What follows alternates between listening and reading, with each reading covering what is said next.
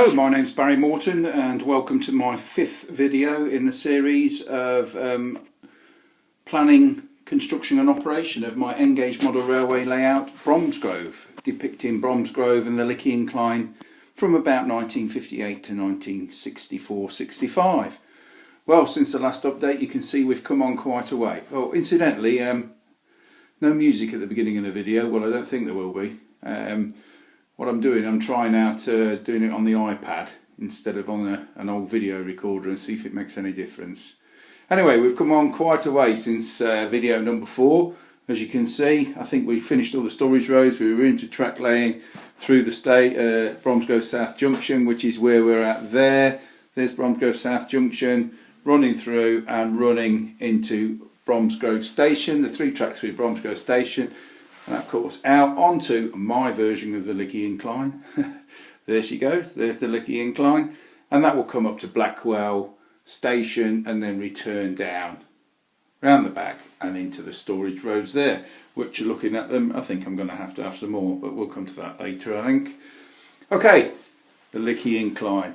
This part of the Lickey is going to be hidden. It's a 12-inch radius to 15, coming out to a 15-inch radius, so I'll probably hide it either through a tunnel or through the back seam, so it's not quite as the Lickey Incline was, but it's the best I can do.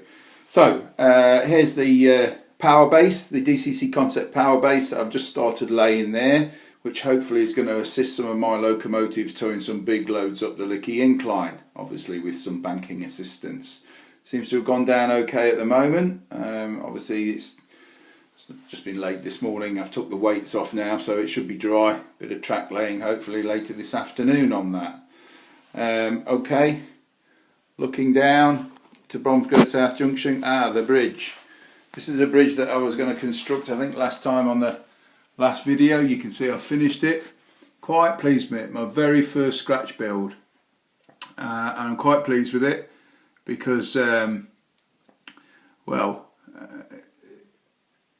it's made out of cardboard, and with some southeastern fine cast brick etchings.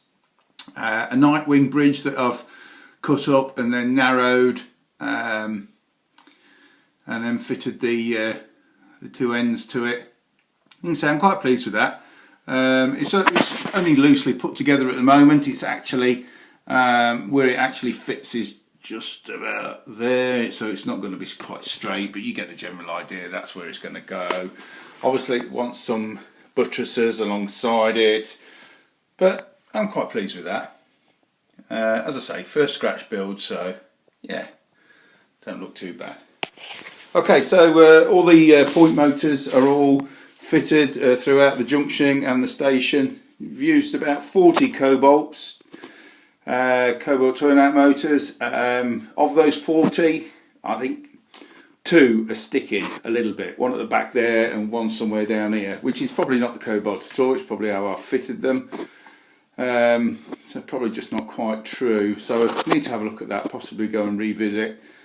Soon be able to run the old trains all the way round, of course, which will be a momentous occasion.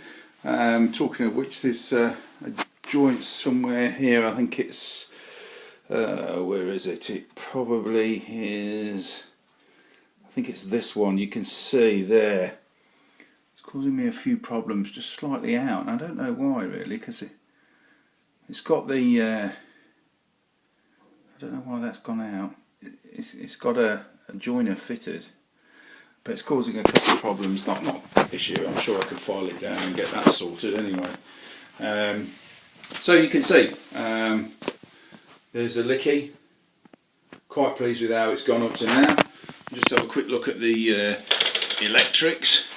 The mainstay of this, which is underneath. If we can, oh, there we go. Okay. So remember I said that, of course, quite a while ago, it's all going to be driven. Driven? Is that powered? Yeah. Well. It's all going to be controlled from the computer using the software Railroad & Co. So to that effect, at the moment I've got 3 BDL168 Digitrax BDL168 occupancy detectors. There's another one to go for the incline area. There are at the moment 5 DAC 20 CML electronic DAC 20s, and there'll be another one of those to go on as well, because although I've laid the complete circuit, there's a lot more to do on this layout yet.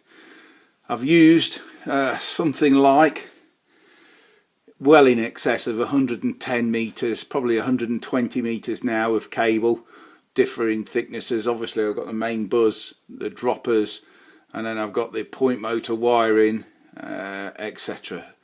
So and you can see all the loco net connections, which being powered by a Digitrax Chief 5 amp controller. So yep, that's all that. Okay, yeah, but I think I mentioned it before, because down the length of this, sort of from here out about 3 inches down the complete length, it's going to be just extended by 3 inches, and that's to let the goods yard, the coal, well, there is enough room for the coal area down the bottom, but yeah, so that's going to be extended out a little bit. It'll allow me a better station area as well. Okay, what else? I think that's just about it. I mean, there are hundreds of videos on the internet about track laying, so I'm not going to go into that, about how to lay track and how to wire droppers and all that, because you know, you can get that anywhere. But it's just really to show you my progress, show you that I hadn't given up, not at all. Spend as much time as I can on it, and we're getting there. It won't be that long before we've got that complete circuit. I have amassed a number of locos now. I'm saving them for a dedicated video on its own. I want to save it for when I've got a complete circuit so we can see them running. But the next video I post, I hope, will be the inaugural one where I set a loco to do a complete circuit of the track. Anyway, I hope you've enjoyed this short video, but it gives you some idea of how things are coming along. If anyone's got any questions, email me, contact me on YouTube or whatever. I'll do my best to answer them.